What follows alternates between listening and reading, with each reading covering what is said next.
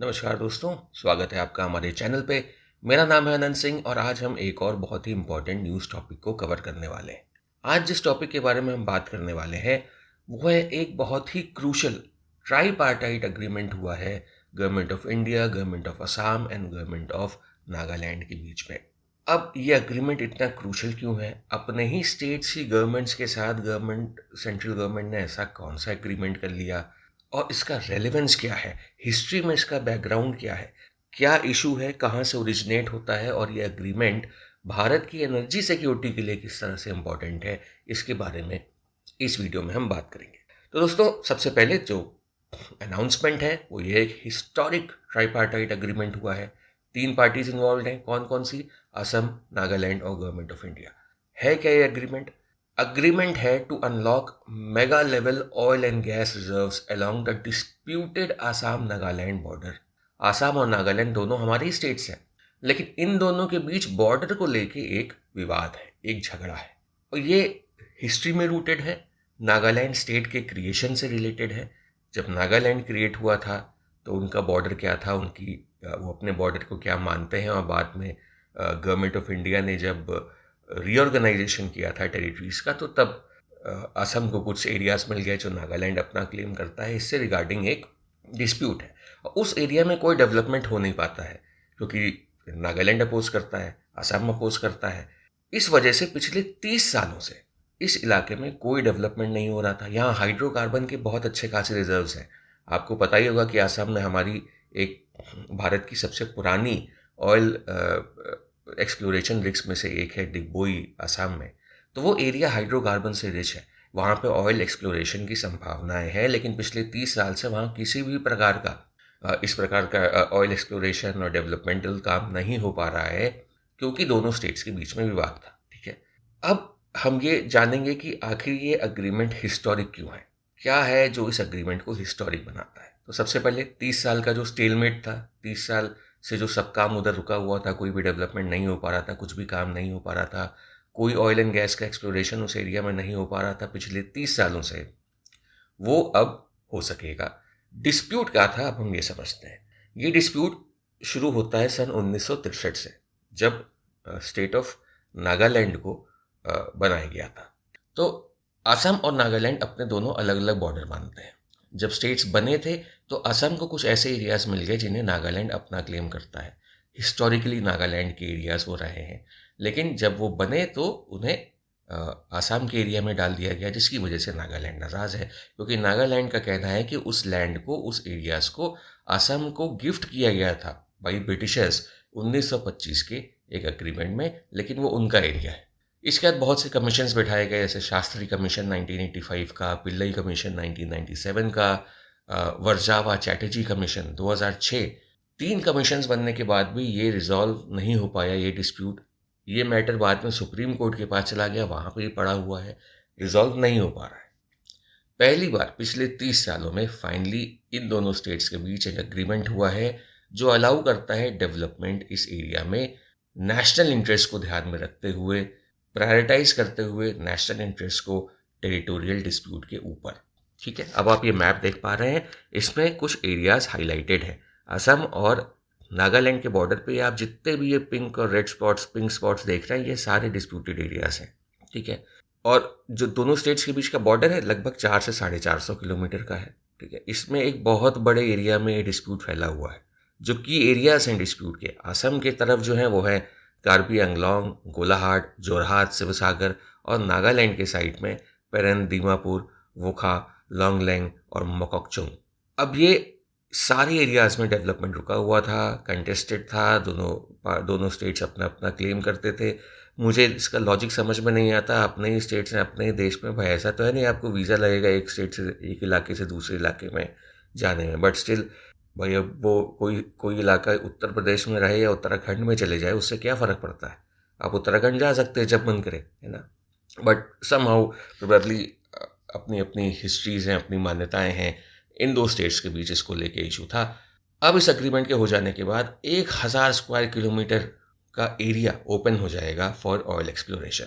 ठीक है, ये कॉन्फ्लिक्ट जोन आप देखिए, डिस्प्यूटेड एरिया बहुत बड़ा है। जो पूरा डिस्प्यूटेड एरिया है वो लगभग 12,882 स्क्वायर किलोमीटर का है और बेसिकली गोलाघाट, जोरहाट और शिवसागर डिस्ट्रिक्ट्स में है।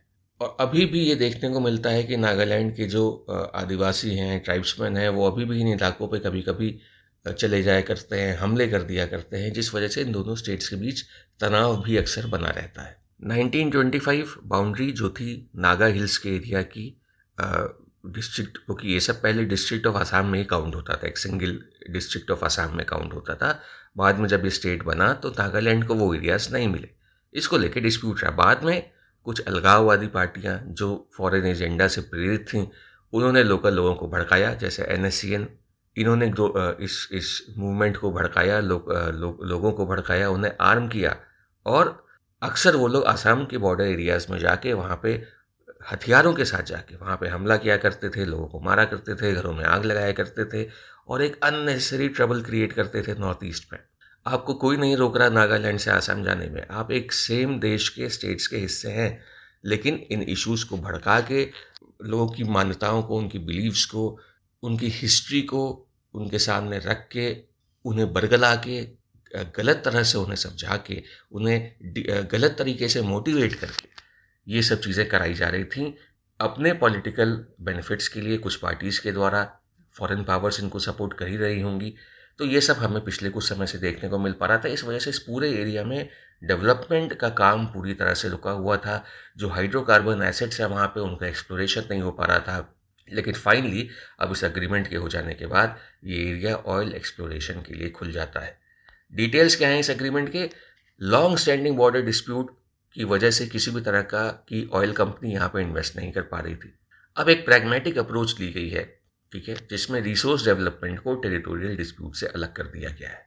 जो डिस्प्यूट चल रहा है, जो लीगल और एडमिनिस्ट्रेटिव डिस्प्यूट्स चल रहे हैं, वो चलते रहेंगे, लेकिन जो देश का हित है, जो नेशनल इंटरेस्ट है, जो नेशनल वैल्यूएबल नेशनल रिसोर्सेज हैं जिनकी देश को ज़रूरत है, वो इस डिस्प्यूट की वजह से रुके नहीं रहेंगे। जो देश को चाहिए वो देश को मिलेगा।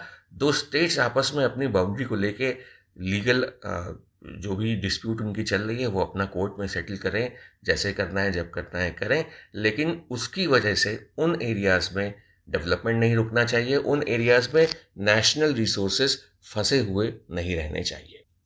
जो रेवेन्यू शेयरिंग का मॉडल है वो 50-50 बेसिस पे, यानी जो भी ऑयल एंड गैस वहाँ से निकलेगा, जो भी गवर्नमेंट परचेज करेगी, सेंट्रल गवर्नमेंट उनसे, उसका आधा असम को चला जाएगा, आधा नागालैंड को चला जाएगा। इससे भाई जहाँ कुछ रेवेन्यू पहले नहीं आ रहा था वहाँ कम से कम अब आपके पास कुछ रेवेन्यू तो आना शुरू होगा। इसलिए ये एक विन विन अरेंजमेंट है दोनों स्टेट्स के लिए। किसी भी स्टेट को किसी भी तरह का लॉस नहीं है, क्योंकि दोनों को बराबर हिस्सा इसमें से दिया जा रहा है। 6 disputed oil and gas fields को आइडेंटिफाई किया गया है। अभी चूंकि वहाँ पे ऑयल एक्सप्लोरेशन एक्टिविटीज़ प्रॉपरली चलती नहीं है, तो वहाँ से मात्र 1500 बैरल्स ऑयल पर डे निकलता है।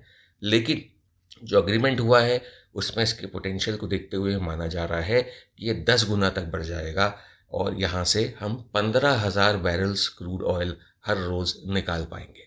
जो यहाँ पे 6 ऑयल एंड गैस फील्ड्स को देखा गया है जो डिस्प्यूटेड है, उनमें से हर एक फील्ड लगभग 15,000 करोड़ का इकोनॉमिक बेनिफिट या रेवेन्यू जनरेट कर सकती है। तो अगर सारी 6 फील्ड्स को माना जाए तो 90,000 करोड़ का रेवेन्यू यहाँ से जनरेट हो सकता है, जिसका 50-50% यानी 45,000 करोड़ आसाम को मिलेगा और 45,000 करोड़ नागालैंड को मिलेगा over a period of time, obviously, जब यहाँ oil and gas exploration properly हो जाएगा। अमित शाह जी खुद यहाँ पे प्रेजेंट थे और दोनों स्टेट्स के चीफ मिनिस्टर्स प्रेजेंट थे और लोग प्रेजेंट थे और सबकी सहमति से, सबकी उपस्थिति में इस एग्रीमेंट को साइन किया गया। और ये बहुत ही इम्पॉर्टेंट, बहुत ही अच्छा साइन है, क्योंकि एग्रीमेंट होना देश के हित के लिए बहुत ज़्यादा ज़रूरी है। असम को इससे क्या बेनिफिट होंगे? असम हम जानते हैं भारत के सबसे पुराने ऑयल प्रोड्यूसिंग रीजन्स में से एक है। अब इस एग्रीमेंट के हो जाने के बाद इन अनएक्सप्लोर्ड बॉर्डर एरियाज़ में ऑयल एक्सप्लोरेशन और प्रोडक्शन का काम शुरू हो जाएगा, क्योंकि ट्रेडिशनली इस एरिया में ये माना जाता है कि ऑयल एंड गैस नीचे है ज़मीन के, बस उसको एक्सप्लोर करने की ज़रूरत है, प्रॉपरली एक्सट्रैक्ट करने की ज़रूरत है। इससे स्टेट गवर्नमेंट का रेवेन्यू बढ़ेगा, लोकल इकोनॉमी को फ़ायदा होगा, लोगों को जॉब्स मिलेंगी, वो एरिया डेवलप होगा वहाँ और धीरे धीरे बिजनेसेस बढ़ेंगे। तो उससे लोगों को जो रिलेटेड इकोनॉमीज़ हैं, वहाँ के लोकल पॉपुलेशन है, गवर्नमेंट उस स्टेट की गवर्नमेंट की जो इकोनॉमी है उसको फ़ायदा होगा। सिमिलरली नागालैंड के लिए भी, जो नागालैंड की ज़मीन पे जो हाइड्रोकार्बन दबे हुए हैं, जो पोटेंशियल है, उसको यूज़ करके नागालैंड की इकोनॉमी को भी फ़ायदा होगा, क्योंकि कमर्शियल प्रोडक्शन वहाँ कभी शुरू हुआ ही नहीं। हाइड्रोकार्बन्स हैं वहाँ की ज़मीन के नीचे, ये प्रूवन है, लेकिन कमर्शियल प्रोडक्शन वहाँ नहीं शुरू हो पाया। इस एक्सप्लोरेशन के शुरू हो जाने के बाद एक नई रेवेन्यू स्ट्रीम खुल जाएगी। नागालैंड स्टेट को एक अच्छा खासा रेवेन्यू जनरेट करने का मौका मिलेगा, रॉयल्टीज़ मिलेंगी, नया एम्प्लॉयमेंट जनरेट होगा, लोकल पॉपुलेशन, लोकल पब्लिक जिसको इस तरह से लोग बहका फुसला के हथियार दे के इन सब कामों में लगा देते हैं, उसे नया काम मिलेगा, पैसे मिलेंगे, उनकी स्टैंडर्ड ऑफ लिविंग इम्प्रूव होगी। इंफ्रास्ट्रक्चर उस एरिया का बिल्कुल भी नहीं डेवलप हो पाया था, ये सब शुरू होगा तो वहाँ पे इंफ्रास्ट्रक्चर इम्प्रूव होगा, रोड्स, पाइपलाइंस, ये सब चीज़ें, प्रोसेसिंग प्लांट्स वगैरह ये सब लगेंगे, तो इकोनॉमी बढ़ेगी, इंफ्रास्ट्रक्चर बढ़ेगा, जॉब्स क्रिएट होंगी। ये दोनों ही स्टेट्स के लिए बहुत फ़ायदेमंद होगा।